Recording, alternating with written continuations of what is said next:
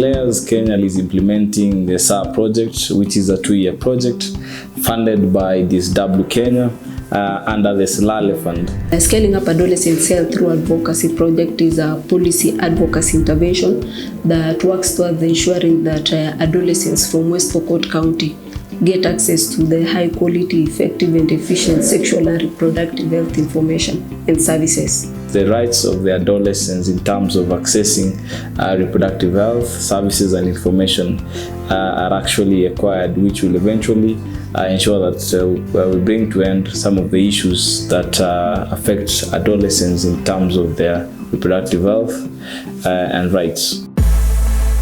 Parents wa Pokot wana value mali sana kushinda the right of the girl, so wanaenda kuchukua mali in return of the girl sababu wanataka mali.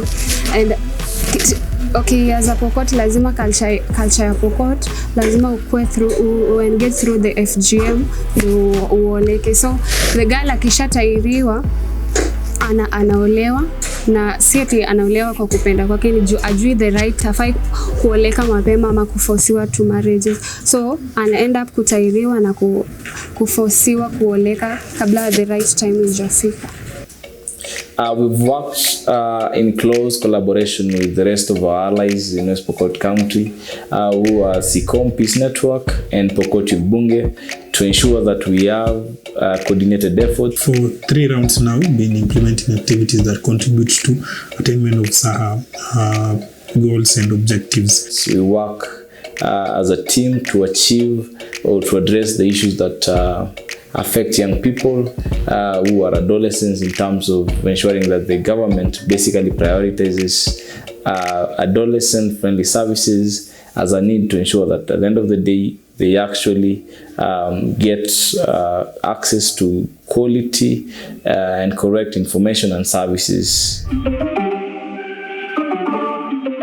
The project has trained 24 adolescents champions on FPRH advocacy and oriented them on the Kenya National Adolescents and Sexual Reproductive Health Policy. Declares walituchukua kama adolescent champion, wakatu train mimi na adolescents wenzangu, wakatu engage kwa activities kama Girl Summit, wakatu engage kwa radio talk show, at least tunaweza ku air out our issues kuifikia at least our adolescents wenzetu wenyako rural areas. We understand somebody of your age, when it gives you an information, definitely you'll just understand, because even the adolescent sometimes when they talk in the radios, in meetings, there are some languages that they twist and they understand for themselves. Tulikuwa na mkutano na Declares Group Kenya.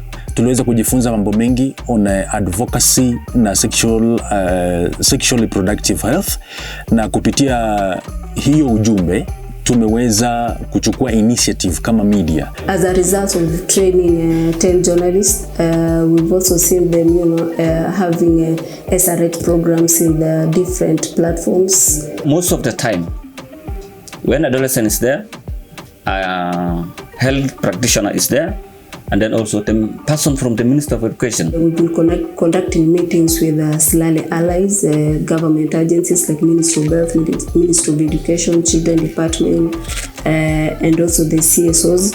We've also come up with several evidence through development of policy briefs, analyzing FPRH data for West Pokot County, coming up with fact sheets basically to ensure that we back up our advocacy work and we influence the implementation of SRH policy in West Pokot County. The implementation of SAHA Project has seen so many adolescents from West Pokot County getting access to consistent and correct sexual and reproductive health information from different partners, Ministry of Health, Ministry of Education, and also the CSOs, of which now this will basically reduce the high SRH issues that adolescents are facing in West Pokot County, including the rising rates of teenage pregnancy, FGM cases, early forced marriages, the gender-based violence, and among so many other issues in West Pokot County. We've also seen increased capacity among the trained adolescents as demonstrated in their participation in the key decision-making platforms like Adolescents in the Youth Symposium, Ramka Technical Working Group, and boldly sharing out their issues and also being in the decision-making table. We've seen a Ministry of Health prioritizing SRH programs in their annual work plans. Through working with SAHA, we learned that it was very important to have at least youth-friendly center within our youth empowerment center, and we at least set aside one room for just sexual reproductive health information. We talk about education, we talk about cultural practices that are really backward and actually that affect them. We're still pushing to ensure that these centers are operational and services and information are dispatched at these centers.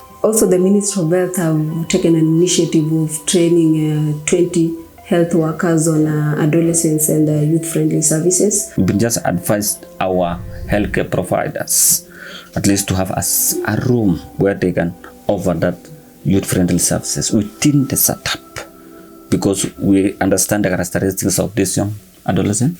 They are very shy. They come at odd hours. There are people of few words. The services are free, alafu tena madaktari wenyewe ni friendly, so inakuwa at least rahisi kwa adolescent ama youth kupata hizo information kwa urahisi. We've also seen a Ministry of Health abolish a family planning user fee, which now young people and adolescents are accessing family planning and reproductive health services freely in all the public health facilities. Through several medias like now radios and maybe social media, we've been just seeing the results because they've been just commending.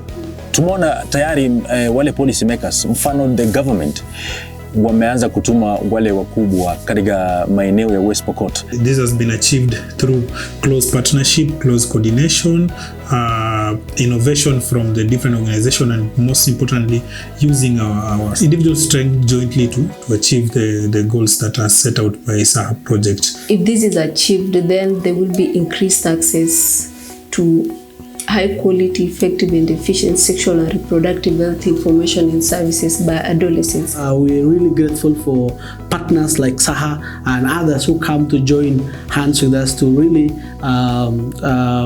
just add to what we're doing as a county. Investing on these young people is like investing for life, because adolescents and young people, they're the leaders of tomorrow. That the people to build the economy of tomorrow, and that's why we are here to scale up their health.